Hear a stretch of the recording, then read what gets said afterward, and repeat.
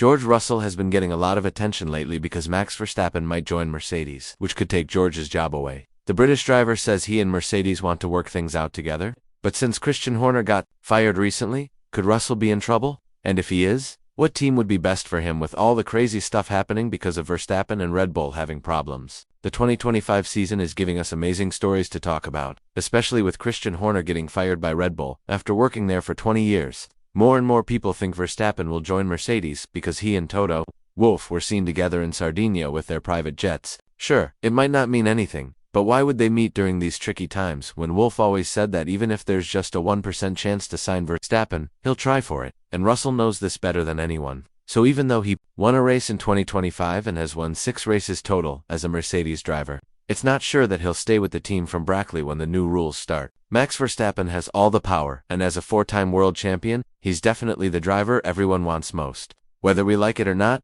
this puts Russell in a spot where he needs to find a different team. And right now, the team most likely to take him if he becomes available is Red Bull. It would make perfect sense because it would just be a simple swap between Russell and Verstappen. But a lot of things have changed because Horner is no longer the team boss and CEO of Red Bull. So if Horner had a plan to replace Verstappen with Russell, which was pretty much proven by the talks that Christian and George had, if something they couldn't control happened between Verstappen and Mercedes, that plan might be ruined. It's not like Russell won't be seen as a top choice to replace Verstappen by Red Bull's new leaders, with Laurent Mekies in charge. But the story might be different now that the current boss of the Austrian team used to be the team principal of AlphaTauri. Instead of hiring someone from outside to help them figure out the new rules, Mekies might do things differently. He might promote to young drivers like Liam Lawson and Ayumu Iwasa and start rebuilding the team from scratch. Compared to having Russell and one young driver, this might not be the best choice for Red Bull. But let's remember that many people criticized Mercedes for bringing Antonelli to Mercedes when he was so young, instead of letting him learn properly at Williams. Still, Russell is one of the best drivers on the grid in both qualifying and during races. So if Red Bull has a great project going, and Max leaves, then the seat might not seem like such a big step down. But Russell needs to be really careful. Here, Red Bull is a team that saw tons of their technical experts leave, including Adrian Newey, Jonathan Wheatley, and Pierre Watch. It's not like Russell will take over Verstappen's seat and everything will stay the same. Actually, the opposite. He'd be joining a team that will look totally different compared to their golden years in 2022 and 2023 and also 2024. But it would be a great challenge for George to. He can prove to both Wolff and Mercedes that training him to this level and getting rid of him just because Verstappen is available is a huge mistake that they'd pay for really badly. What needs to be talked about here is the real situation in the Drivers' Championship.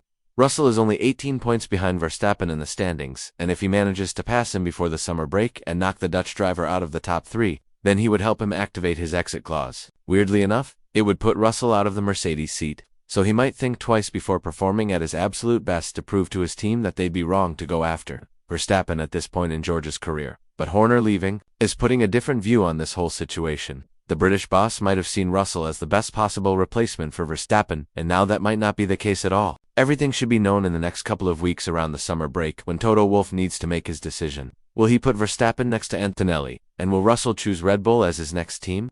So if it's not Red Bull, then what's next for Russell? Well, you can never count out Aston Martin, especially after they've shown interest in George and have reportedly seen him as the main part of their 2026 project. The driver's situation there is very complicated because, while Fernando Alonso has a contract for next season, he's very close to retiring and could be asked to leave early to make room for Russell. On the other hand, I really doubt Lance Stroll will be fired by Aston Martin for all the obvious reasons. His father owns the team, and the family connection is still as strong as the day that Lawrence came to F1. A lineup of Russell and Stroll would definitely help George a lot because we know for sure that Lance is not a competitive driver. I don't want to be mean to him, but he's very uninterested. He doesn't really care about what's happening in the world of Formula One and has shown little to no desire to get better as a driver. Of course, all of this has been caused by the comfortable bubble that his father put him in, but that's the reality of Stroll's career.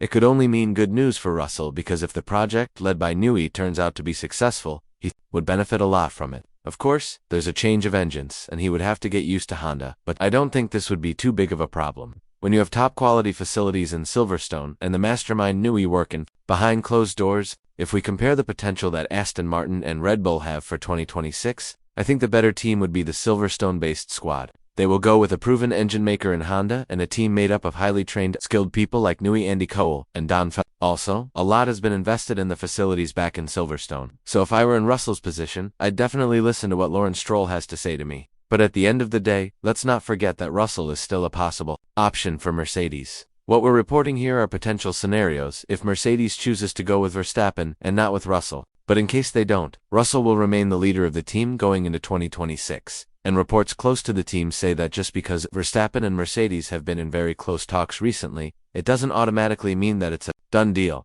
Horner leaving raises some questions about whether Max would follow him out. But let's not forget the most logical outcome of this whole situation. Max could stay and help the team lift themselves up from this terrible period. Of course, if Verstappen sees that the technical directions led by Pierre Waugh and Enrico Balbo make no sense at all, then the safest thing would be to join Wolff and his highly anticipated project. But in case he doesn't, Russell would survive everything that was thrown at him in the past couple of months and proved that he's the next champion at Mercedes. He was faced with the pressure of being better than Antonelli once the Italian develops into a proper driver. But with how everything has played out, the British driver might not even have a chance to do that as a Mercedes driver. What's also more complicated is the fact that Mercedes is managing Russell's career. They are the ones who decide what's best for him. So imagine the weird situation of Wolff sitting down with Russell and saying the team is going to do better without you. We have to let you go. At the end of the day, we're going to have a lot of interesting situations in the following period. And of course, we need to keep an eye on everything with how Russell has been put in the spotlight. I don't think there's a tougher time to be him right now.